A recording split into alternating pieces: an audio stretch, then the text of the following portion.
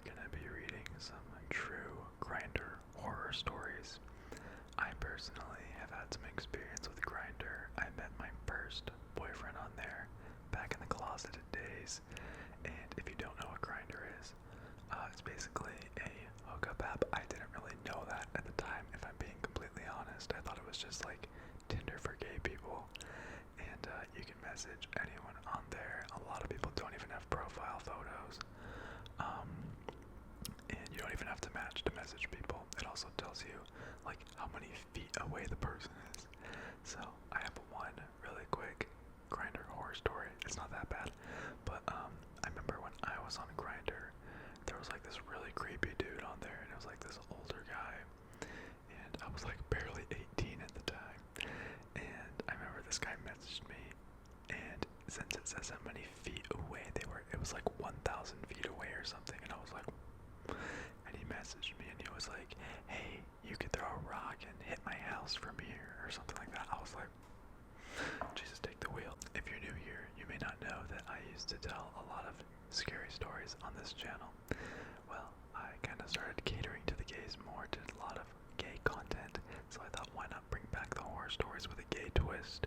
And we're going to be telling some true Grindr horror stories. So sit back, relax, get your butt plugs, and we're going to get into some true scary stories, okay? Okay, story number 1. This was a hookup from a time before Grindr, but you get the idea. I was a young horny teenager. It was late at night. I was home alone, ridiculously horny, and being pestered by a guy to meet up. I was sketched out by him and his messages. But there I was, dick in hand, and suddenly thought, yeah, F it, what's the worst that could happen? We agreed to meet up in the car park of a nearby shopping center, aka shopping mall. I knew that place well and felt like it would be safe. I get there, text the guy, and he says to meet him at his van. Oh god. I was browsing 4chan a lot in those days, and my first thought upon walking up to this guy's van was, oh my god, it's an actual RAPE van. It was a large block-shaped thing from the early 90s, blue in color with blacked-out windows. The front seats were raggedy but normal. The back portion had been gutted, leaving a large metallic box of a space. In that space was one dirty mattress and some piles of equally dirty blankets. He obviously didn't live in this vehicle because there was hardly anything else in it. He later confirmed this by saying that it was just his F-mobile. Now, as most teenagers do, I thought of myself as smart, but I was not at all assertive. I get in the guy's van, and he starts driving off. I was under the impression that we were staying in what I considered the relative safety of the center car park. I say, oh, aren't we staying here? He tells me, no, we need to go somewhere more private. Now with hindsight, this was the biggest red flag ever waved, but I went along with it. The guy was in his 30s, which was actually slightly younger than I had been hoping. Damn daddy issues though. The guy was kinda effeminate and said he worked as a nurse, so I remembered relaxing a little, thinking he's obviously a pussy. If he tries anything, I'll F him up. I truly wish I could build a time portal so that I could reach through time and bitch slap my younger self. We seemed to be driving a fair way away. I asked him where we were going, and he says, oh, I have a nice private spot, don't worry. We were cruising along the motorway, aka highway, and had crossed into a different county, so I was understandably concerned. The guy suddenly turns to me, says, hey, watch this, and then wrenches the handbrake on. I tense and flinch, anticipating a skid, but that doesn't happen. He laughs and explains that the handbrake doesn't actually work. He seems amused by my panic and reaches over to rub my thigh. I think it was finally that moment that crystallized the situation for me. I wasn't in control at all. He was driving me God knows where. Nobody else knew what was going on, and he could have a deadly weapon stashed away in this van.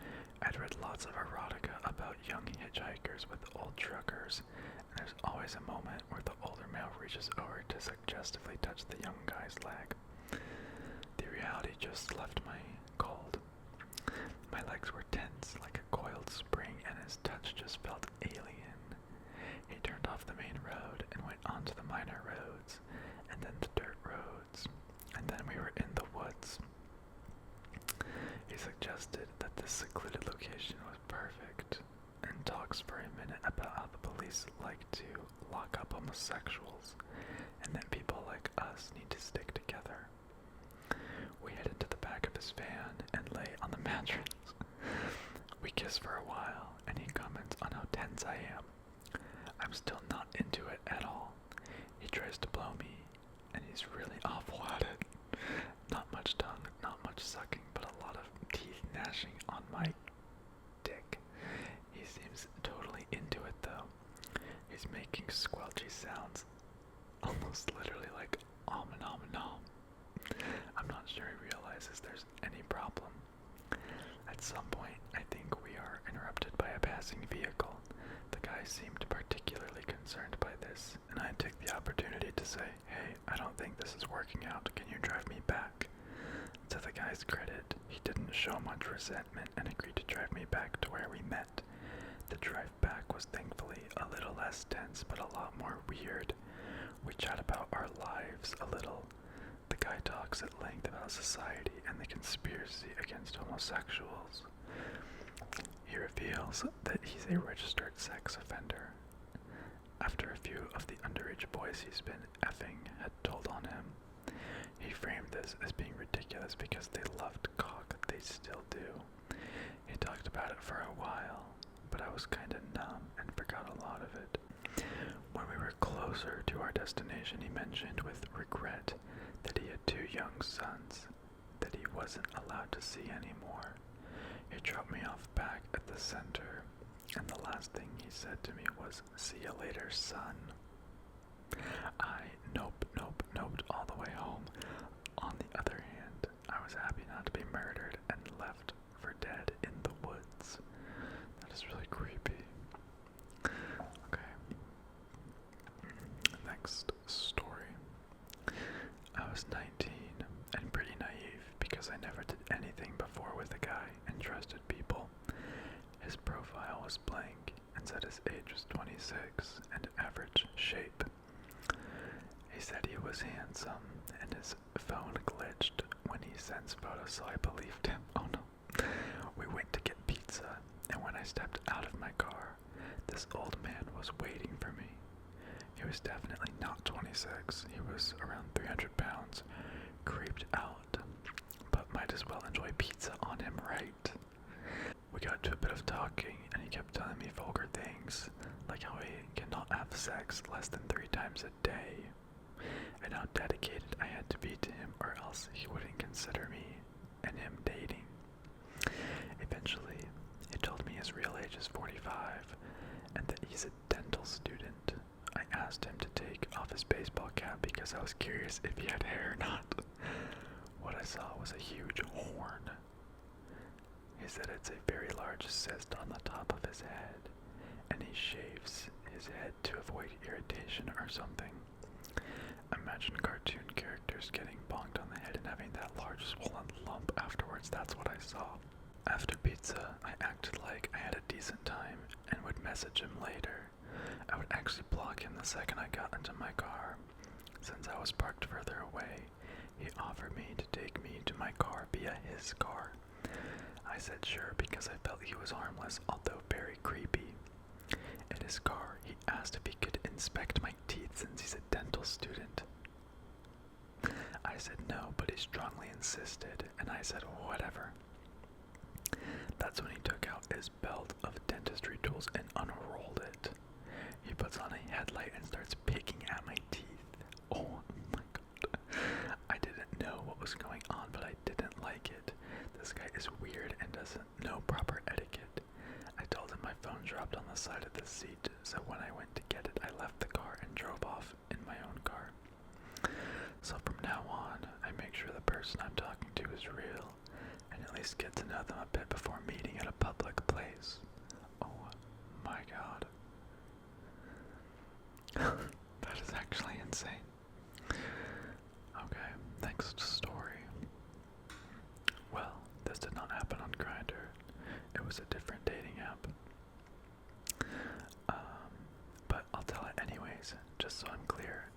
I'm a relationship-oriented person, and I am always very upfront about that. So I met a guy, and he was pretty hot. He had the bad boy look, but he was always super sweet to me, never brought up sex or anything. I was a senior in high school, and a sweet Christian boy. I guess I was attracted to his piercings and tattoos. He was around the same age.